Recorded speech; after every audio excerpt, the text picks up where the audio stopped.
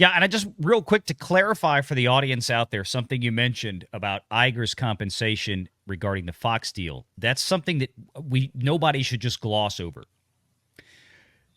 Iger had an executive compensation package that was essentially tied to the acquisition of Fox. So there is potentially an argument that could be made that, people lamented and said that, well, Disney really overpaid for Fox.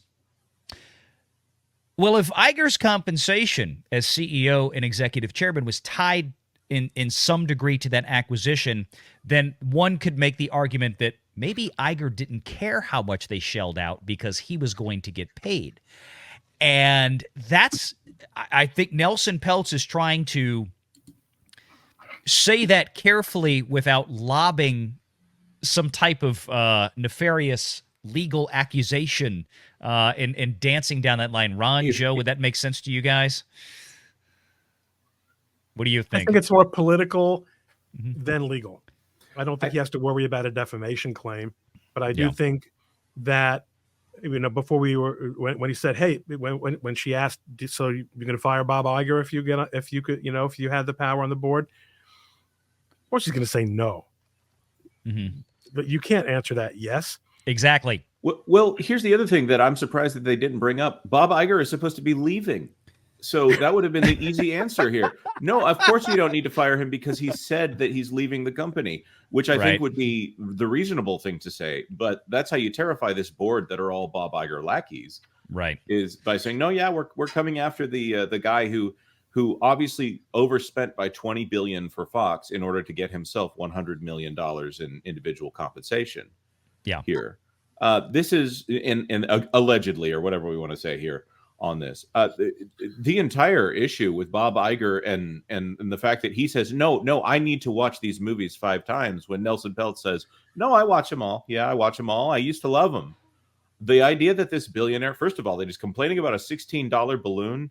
I love that. I love that this billionaire, I thought that was great, is harshing them on a $16 balloon. Jonas, it's the how much is a gallon of milk question to a presidential candidate, right? Exactly. It's the same kind of thing. Yep. You're taking that down to earth. Hey, candidate so and so, how much did you pay for a loaf of bread at the store? How much did you buy a gallon of milk for? To try to get that. Do you understand the down to earth issues? And I love how Peltz and Rasulo both were so locked in on reality that they were communicating, and this is what's really going to piss people off. And look, we've talked about this before, especially with Iger and the people running Disney.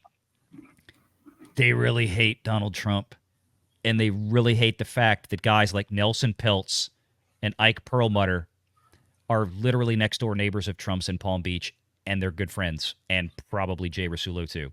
Let's be honest, right? But the great thing is, with Peltz and with Rasulo, these guys talk in very plain language that immediately strikes a chord with the everyday average person out there, kind of like Trump.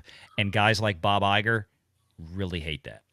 They're jealous of it. One thing to that, because I picked up on, they mentioned several times over in the beginning there how they wanted to make Disney great again. I don't think that was a coincidence. No, it was Did you guys not. get 90s Disney vibes as well? I mean, both of these gentlemen, you could just tell that they were attempting to be as wholesome as they possibly could be in the way that they answered questions.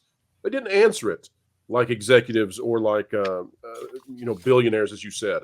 Exactly. It's an interesting thing that you're raising there, Valiant, as far as like the personal dislike for the likability of, perhaps, for the fact that he's friends with Donald Trump, or that they're both friends with Donald Trump, and that they can talk in a down to earth manner. It's an interesting, philosophical thing to sort of consider, that the perspective of an elitist is that they have a resentment to those who are their peers as far as financially, who do not become douchebag snobs like they are.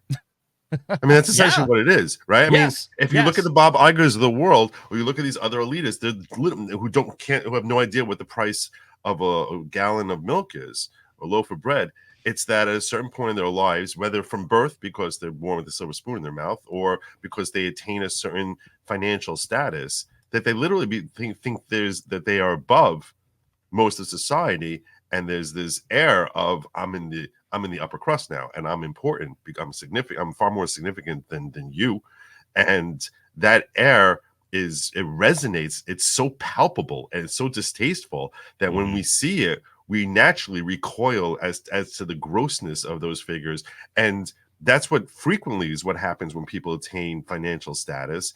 And when they see someone who has that financial status and doesn't display it, I wonder if they just sort of feel like, I don't know, like a certain hatred of themselves, or they feel a certain resentment that why aren't you hated the way the rest of us are? It's an interesting thing to actually consider, like why it is that resentment would build, but it definitely is there for sure.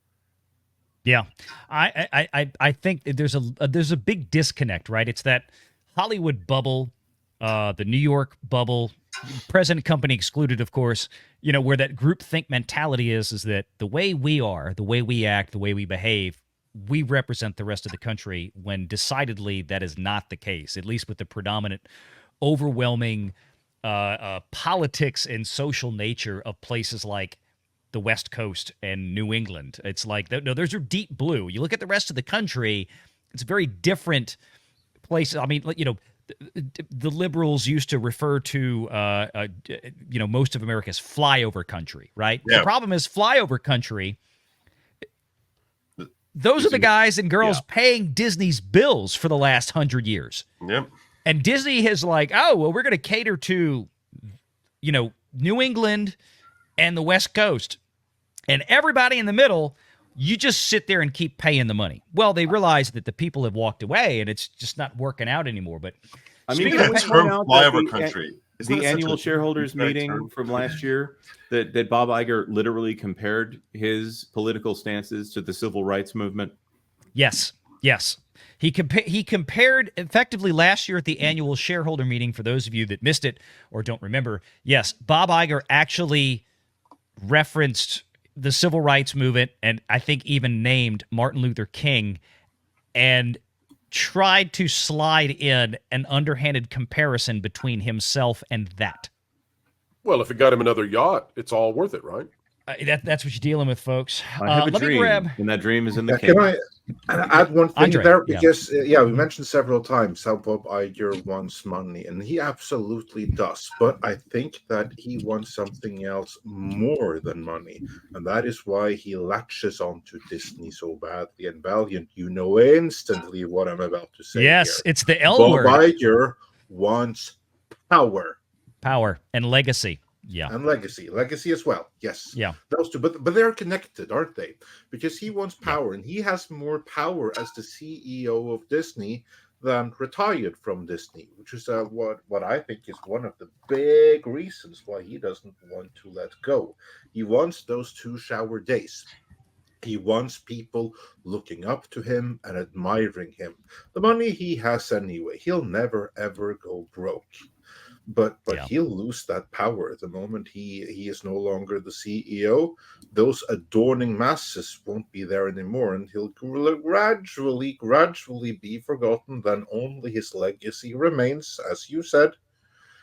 And right now, he's fighting for his power and for his legacy. Those 2 things, more so than money. Money he has. I would agree with that.